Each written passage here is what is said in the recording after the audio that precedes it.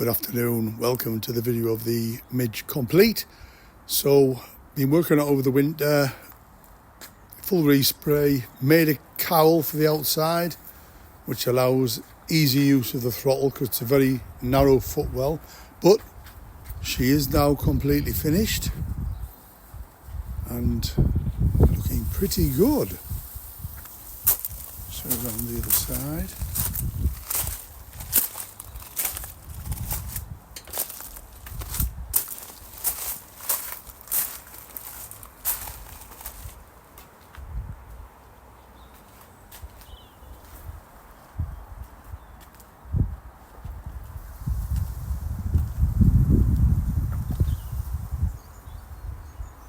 Nice interior.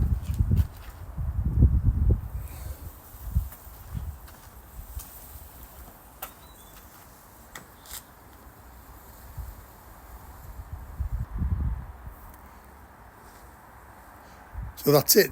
Now we'll have a little view of it with the roof up